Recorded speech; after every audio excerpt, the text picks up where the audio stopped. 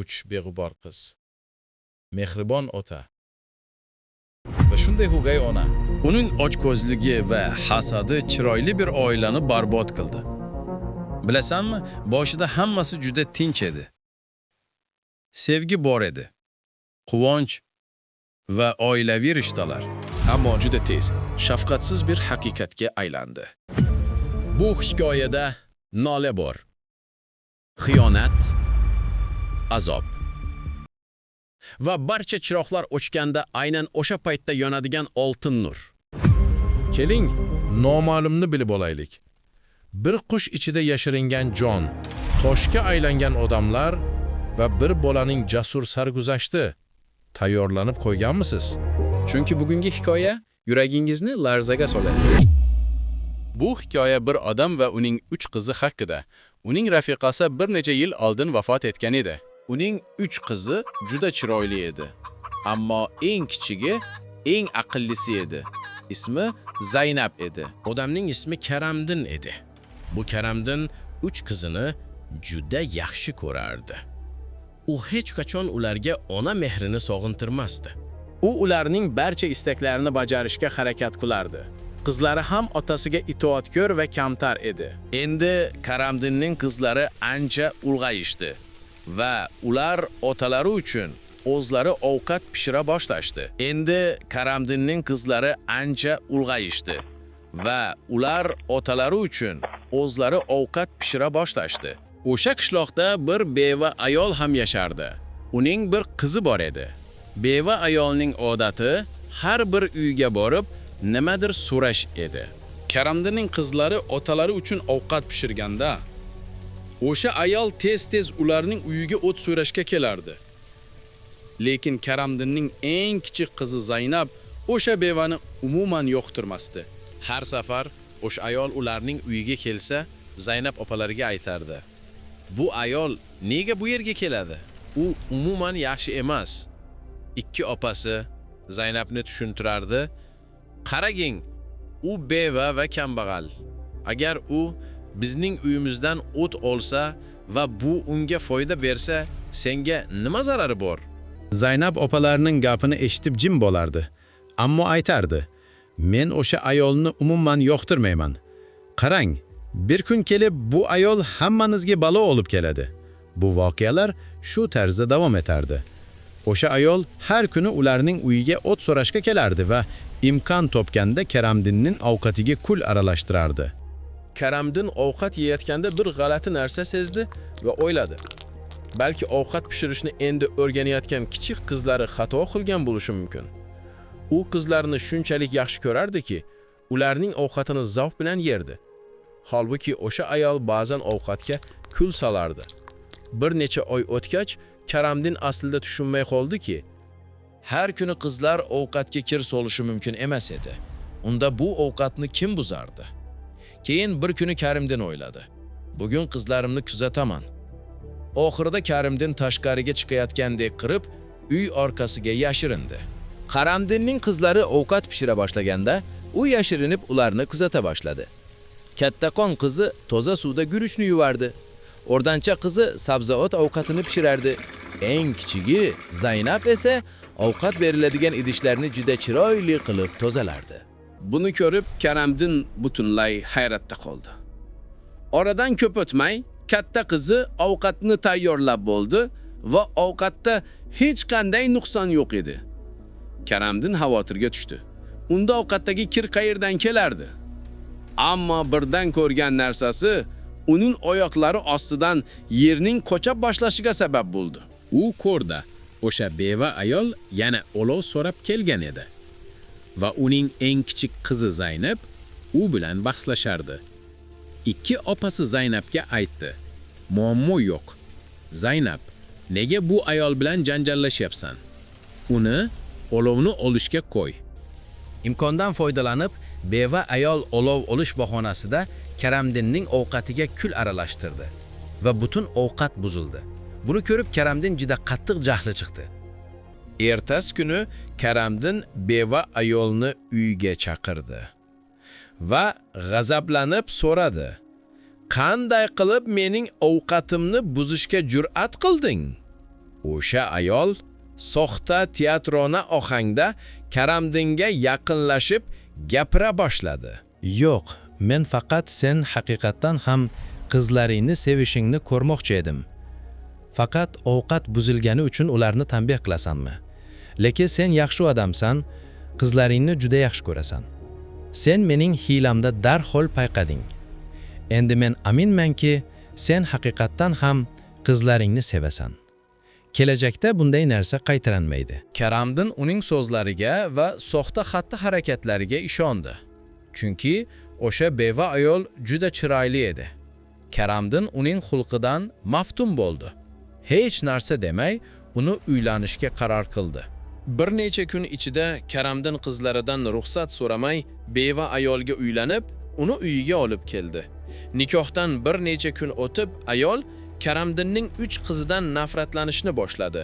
U qanday bo'lmasin, qizlarning uyini tark etishini xohlardi. U Karamdin bilan faqat o'z qizi bilan birga yashashni xohlardi. Shu adovatdan ayol turli rejalar tuza boshladi. Maqsadi Karamdinning oldingi uyidan 3 qizini haydab chiqarish edi. U har doim Karamdinning e'tibori faqat o'ziga va qiziga qaratilishini istardi. U Karamdinning qizlarini juda yaxshi ko'rishini bilardi va ularning eng kichik azobiga ham chiday olmasligini. Uning o'zi, qizi har doim qimmatbaho kiyimlarda yurardi. Shuning uchun juda jozibali ko'rinardi. Ammo o'gay ona Karamdinning 3 qiziga barcha uy ishlarini qildirardi. Ularga to'q qarshi ovqat bermas, asta-sekin boshqa ehtiyojlarini ham kamaytirardi. 3 opa-singil har doim g'amda edilar.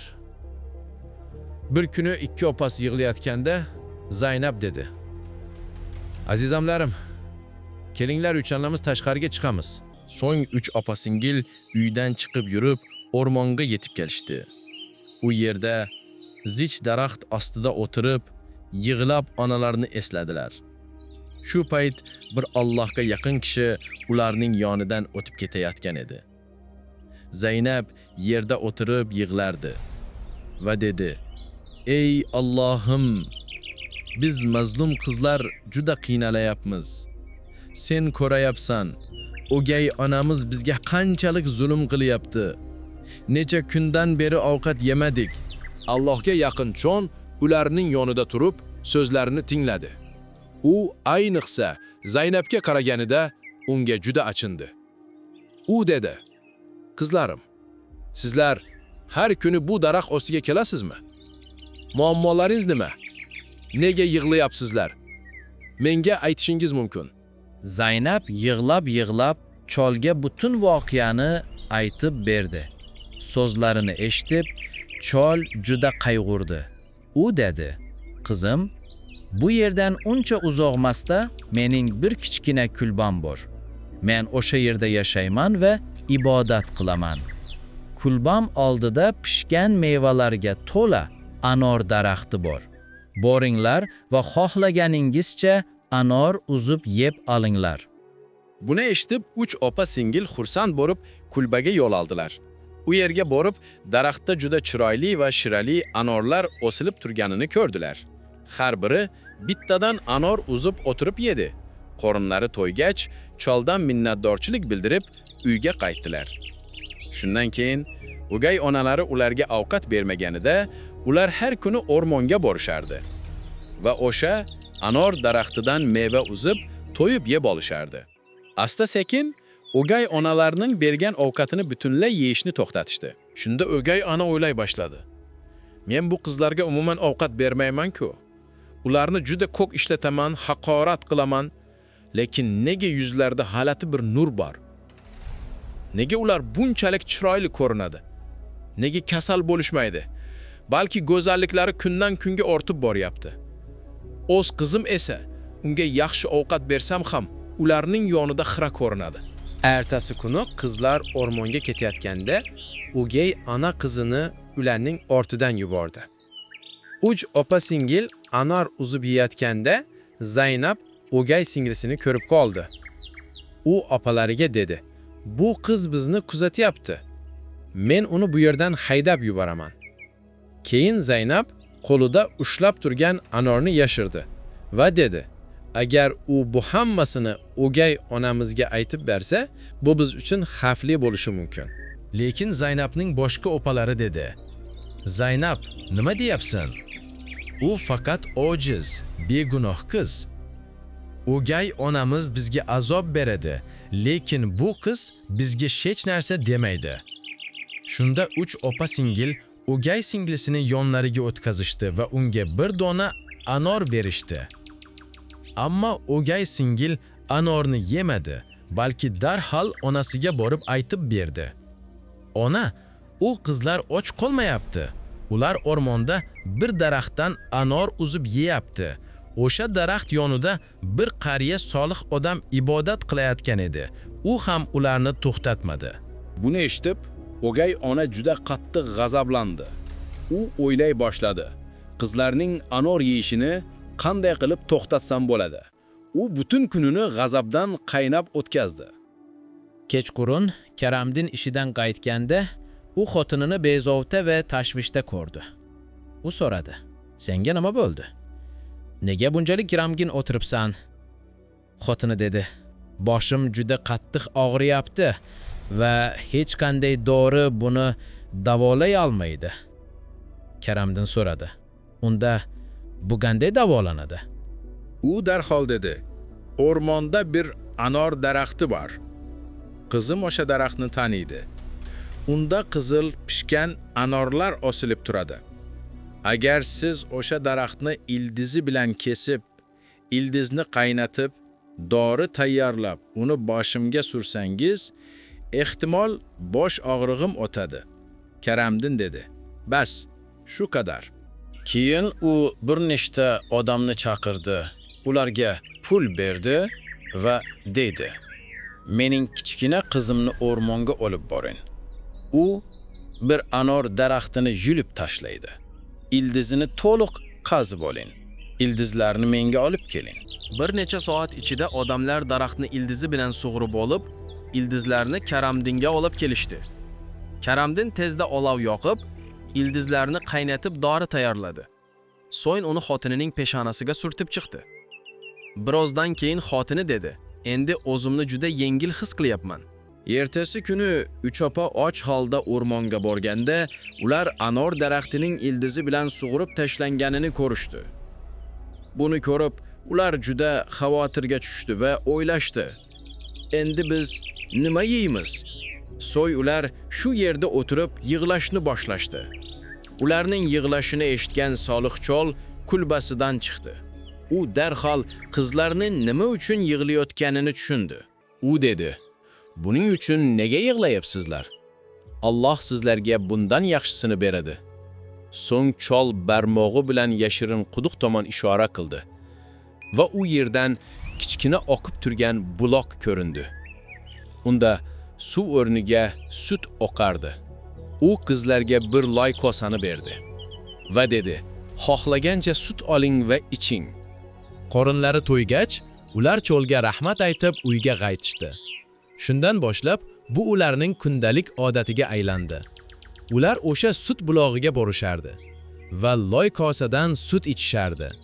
O'gay onasi ularning sog'ligini ko'rib hayratda qoldi. U qizini chaqirib dedi: "Men o'rmonda anor daraxtining barcha izlarini yo'q qildim. Nega bu qizlarning tanasiga ta'sir qilmadi? Men ularga to'ygunicha ovqat ham bermayman. Lekin ular nima yeyishyapti, shunchalik sog'lom va chiroyli qolishyapti?" U qiziga dedi: "Bor, ularni yana kuzat. Yana nima topishdi?" Qiz yana opa-singillarini o'rmon bo'ylab kuzatib bordi. 3 opa loy piyoladan sut ichayotgan edi. Keyin Zaynab orqasiga qaradi. U o'gay singlisini jim turganini ko'rib, boshqalarga dedi: "Qaranglar, u yana rizqimizni tortib olishga keldi." Zaynab opalaridan iltimos qildi: "Uni tezda uyga yuboringlar. Agar u sut qudug'i va favvorani ko'rsa, borib uyda hammasini aytadi va keyin butun uyda shovqin boshlanadi." Ammo Zaynabning katta opalari jahlanib dedi: "Muammoing nima, Zaynab? Mayli. O'gay onamiz bizga zulm qiladi. Lekin bu bechora qizning nima aybi bor?" Zaynab buni eshitib jim bo'ldi. Keyin 3 opa-singil o'gay singlisini sut favvorasi yoniga o'tkazishdi va bunga loy piyolada sut berishdi. Qiz qornini to'yguncha sut ichdi. Chunki sutning ta'mi juda mazali edi. So'ng uyiga borib, onasiga hamma narsani aytib berdi. Buni eshitib, o'gay ona juda jahli chiqdi. U qishloqdagilardan bir nechtasini chaqirdi va dedi: "Qancha pul xohlasangiz oling, men to'layman. Lekin sizga o'rmondan borish kerak bo'ladi. U yerda bir qari odamning qashshag'i va sut hovuzi bor. Siz o'sha qashshag'ni vayron qiling va hovuzni tuproq bilan to'ldiring. Buning evaziga siz ko'p pul olasiz." Ko'p o'tmay, odamlar o'gay onaning istagiga binoan hammasini bajarib qaytib keldilar. Ayol juda xursand bo'ldi.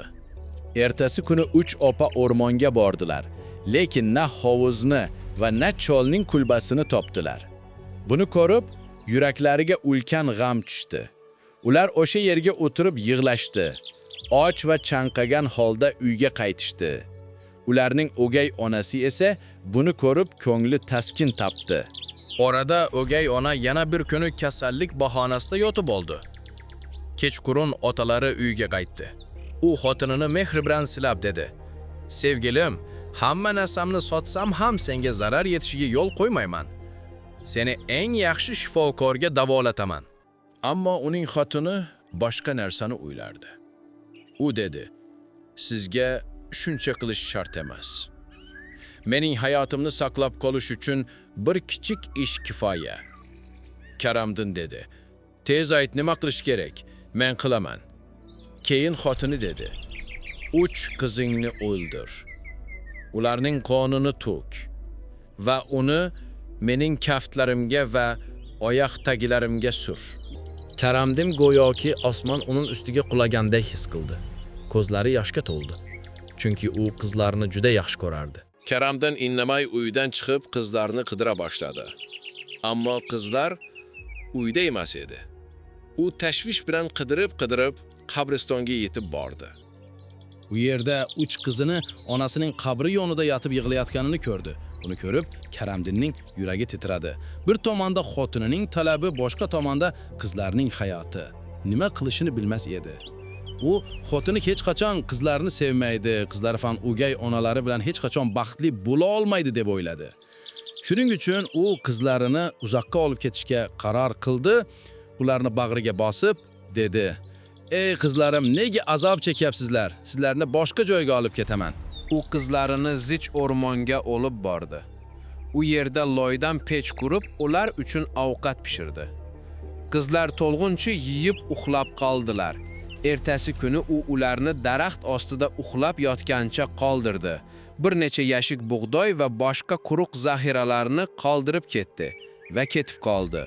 Uning yagona o'y fikri shunda ediki, kamida qizlari endi omon qolishi mumkin va o'gay onaning shafqatsizligidan himoyalangan bo'ladi.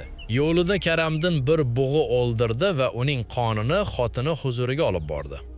Xotini o'sha qonni avuchlariga va oyoq taklariga surtib oldi. Xursandchilik bilan u shunday dedi: "Endi o'zimni ancha yaxshi his qilyapman." Shunda unda qizlarini o'ldirib yuborgani haqida ishonch paydo bo'ldi. Shu orada 3 qiz uyg'onib ketdi. Ular otalari ularni tashlab ketganini ko'rdilar. Ular otalarini chaqira boshladilar. Yig'lab o'rmonning bir chetidan ikkinchisiga yugurishdi. Lekin otalarini topa olmadilar. O'rmonda yirtqich hayvonlarning ovozlarini eshitib, qo'rqib yig'ladilar. Aynan o'sha paytda tasodifan 3 do'st o'rmonga ov qilish uchun kirib kelishdi. Ovdan keyin qaytayotganlarida ulardan biri Nasir ismli dedi: "Menimcha kimdir xavf ostida. Siz yig'i ovozini eshitmayapsizmi? Go'yo kimningdir yig'isini eshitayotgandekman. Kelinglar, tezda ko'raylik. Balki kimdir bizning yordamimizga muhtojdir." Keyin 3 do'st o'sha ovoz tarafga yo'l olishdi. Ularning oldida 3 ta chiroyli qiz o'tirib yig'layotganini ko'rishdi. 3 do'stdan biri Nasir oldinga chiqib so'radi: "Siz bu yerda yolg'iz nima qilyapsiz va nega bunchalik yig'layapsiz?" Zaynab Nasirga butun voqeani aytib berdi. Yigitlar ularga juda achinishdi va hayot hikoyalarini eshitgach, ularni yolg'iz tashlab ketmaslikka qaror qilishdi. Ular o'zaro gaplashdilar. Nega biz bu qizlarga uylanmaymiz? Qarang, ularning xulq-atvori qanchalik odobli va kamtarin va ular qanchalar chiroyli. Shunday qilib, ular ham boshpana topshardi. Bizning hayotimizga ham tinchlik kelardi. Keyin 3 do'st 3 opa-singilga uylanishdi. Zaynab Nasrga turmushga chiqdi va ular o'rmonda 3 ta uy qurishga qaror qilishdi. Ular shuningdek 3 opa-singilni qishloqqa qaytarmaslikka qaror qilishdi. Chunki agar ularning o'gay onasi bu 3 opa-singil tirikligini bilib qolsa, balki yangi makr ishlatar edi. Nasrning qaroriga binoan 3 opa-singil erlari bilan o'rmonda uy qurib, bir-biriga yaqin yashashdi. Birinchi marta 3 opa-singilning hayotiga eng katta baxt keldi. Bir yildan keyin Zaynabning uyida o'g'il farzand tug'ildi. Buni ko'rib Nasrning do'stlari va Zaynabning opa-singillari juda xursand bo'lishdi. Asta-sekin Zaynabning o'g'li 2 yoshga yetdi. Bir kuni Nasr do'stlariga dedi: Bugun yana o'rmonga ovga borishni xohlayapman. Kelinglar, ovga boraylik. Ammo uning do'stlari rad etishdi va aytishdi: Bizning muhim ishlarimiz bor, sen bilan bora olmaymiz. Nasr Zaynabdan ruxsat olib, yolg'iz ovga ketdi. Ammo ko'p kunlar o'tgach, Nasr uyga qaytmadi. Zaynab juda xavotirga tushdi. Tug'ilganidan beri u bolaligida onasidan ayrilgan edi. Keyin u o'gay onasining zulmi va azoblari ostida ulg'aydi. So'nggi 2 yil davomida u faqat Nasrdan olgan barcha baxtli xotiralarga yopishib yashadi. Ko'z yosh to'kdi. Nasrning qaytib kelmasligi uning tashvish va iztirobini oshirdi. Opalari ham uning holatini ko'rib, xavotirga tushdi. Zaynabning kuyovi Nasrning do'sti uni ovutib dedi: "Xavotir olma, biz Nasrni topamiz." Ammo qismatning shafqatsizligi shunday bo'ldiki, Nasrning do'stlari uni qidirib o'rmonga ketganida qaytib kelmadilar. Yana 3 opa-singilning hayotiga g'am tog'i qulab tushdi. Bir kuni Zaynab o'g'lini uxlatayotganida eshik taqilladi. U tezda borib eshikni ochdi. U yashil kiyim kiygan qari faqirni ko'rdi. Uni ko'rib Zaynab dedi: "Ota, erim hozir uyda emas. Seni ichkariga qo'ya olmayman. Erim qaytib kelganda sen yana kelishing mumkin." Shunda faqir dedi: Qizim, men juda ochman. Och odamni boqishda nima yomonlik bor? Zaynab ojiz bo'lib, faqirni uyiga chaqirdi va unga ovqat pishira boshladi. Ammo o'sha sehrgar faqir Zaynabga yovuz nigoh bilan tikildi. Keyin u turib, Zaynabga yaqinlashib dedi: "Tingla qizim, men sendan juda yoqib qoldim. Farzandingni tashla va menga turmushga chiq." Zaynab qo'rquvdan titray boshladi va dedi: "Astag'firulloh, sen nima deyapsan? Men turmush qurgan ayolman va bir bolaning onasiman. Bunday gaplarni aytishga qanday jur'at etding?" Buni eshitib, sehrgar faqir g'azablandi. Sehr kuchi bilan Zaynabni itga aylantirdi. Bo'yniga arqon bog'ladi va sudrab ketdi. Bu orada Zaynabning kichkina o'g'li onasini qattiq yig'lab chaqira boshladi.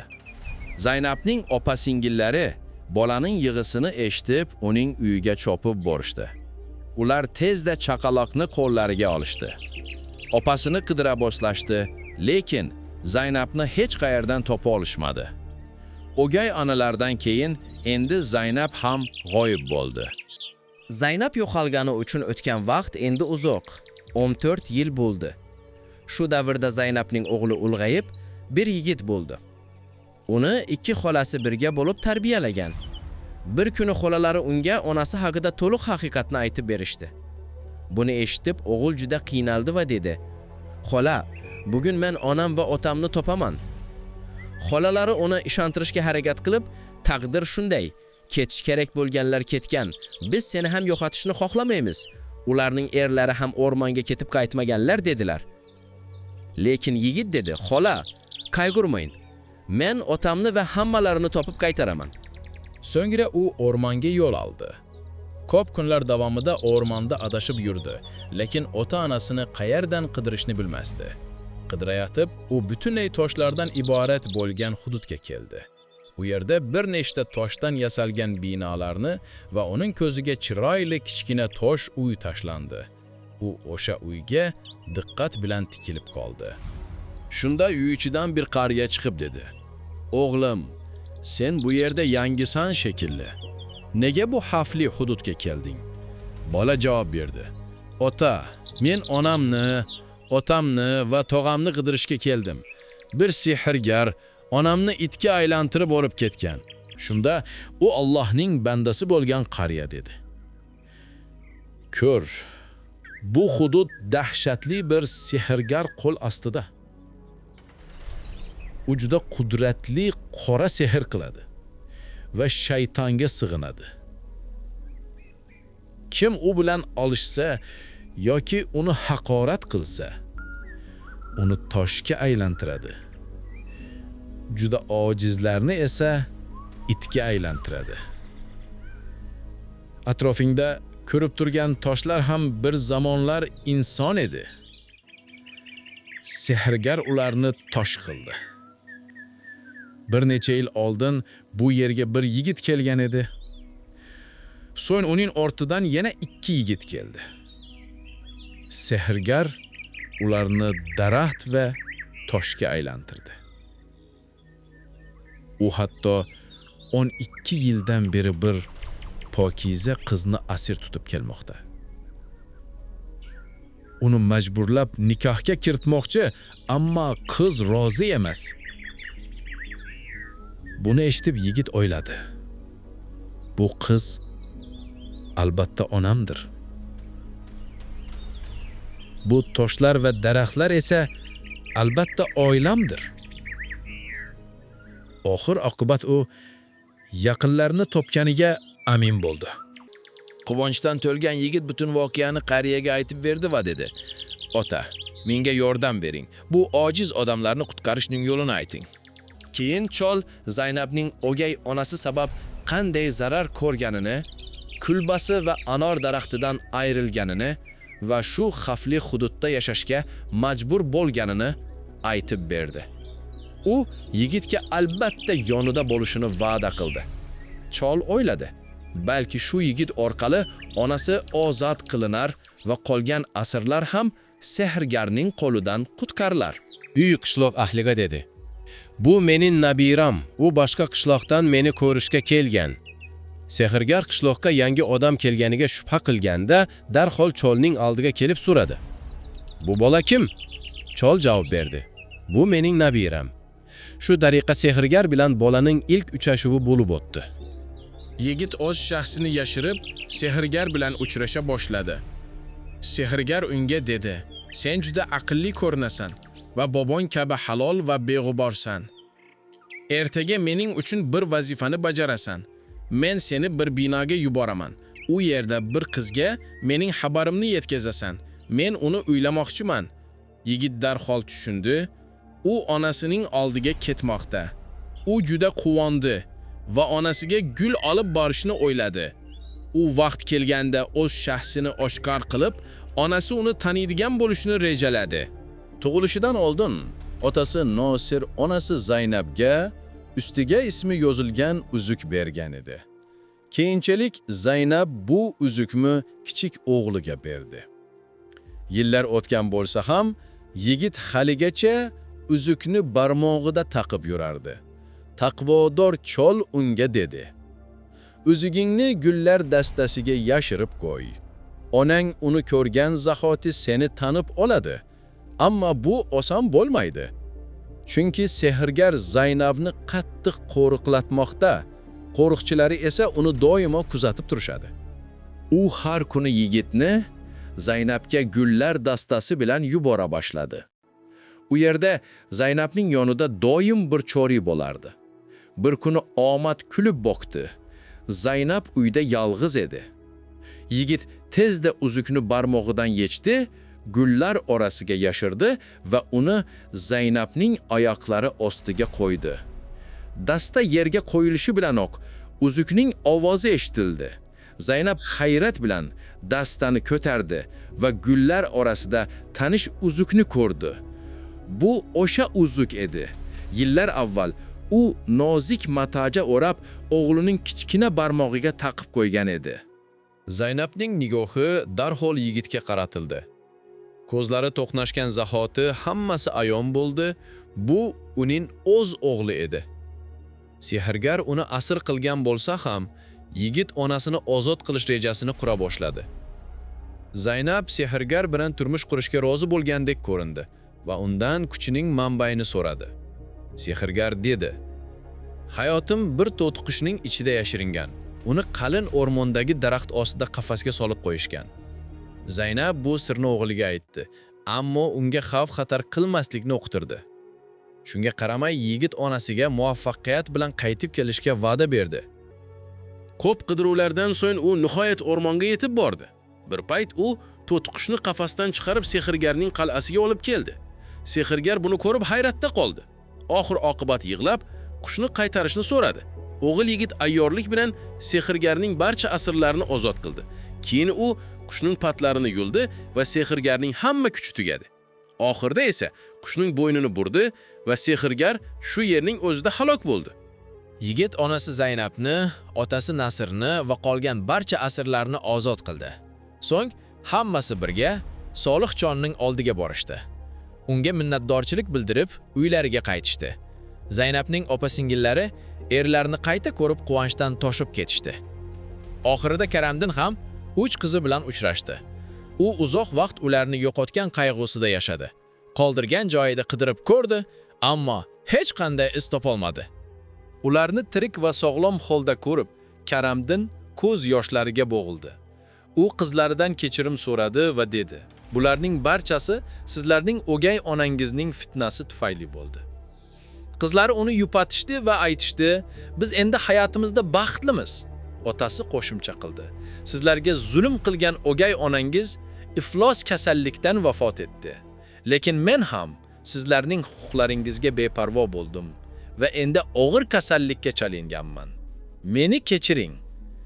3 qizi otasini quchoqlab aytishdi: "Ota, bizning sizga qarshi hech qanday gina qilmishimiz yo'q. Endi siz biz bilan birga yashaysiz." Shundan keyin hamma tinchlik va baxt bilan yashashdi.